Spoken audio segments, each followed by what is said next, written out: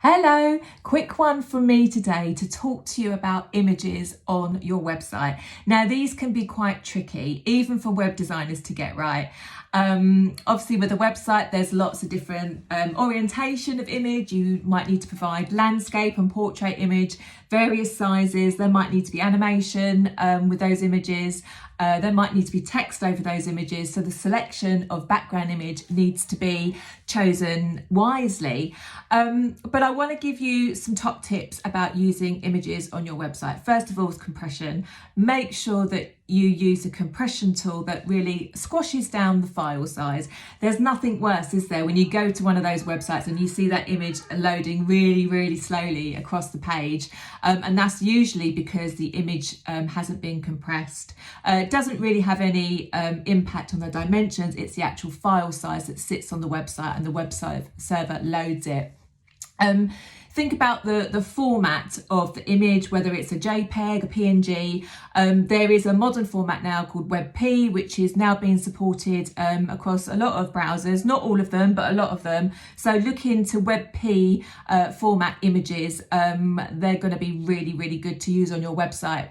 I would also suggest that if you want to compress your images, you can use something called TinyPNG. It's a free program that I use to compress all my images. You might have another Adobe product or something like that you can use, but for a free quick and easy tool, I use tinypng.com.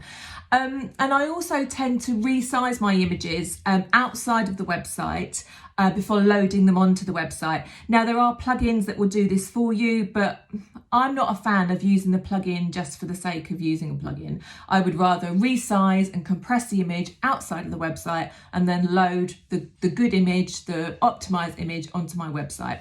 But if you want to use a plugin, you can do that. There's lots of them out there. I would suggest going to the WordPress plugin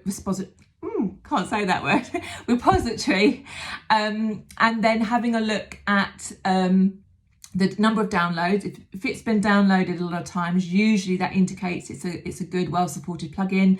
Look at the feedback on it. Has it got 5-star reviews? And look at when it was last updated. Go for a really good quality plugin. I've used some like Smush. There's lots of other ones out there, but also do check that it doesn't conflict with any other plugins you've got on your website, but they can work as well. So I hope that helps you for now. Images can be tricky, but with some good practice, good technique, you can get them right.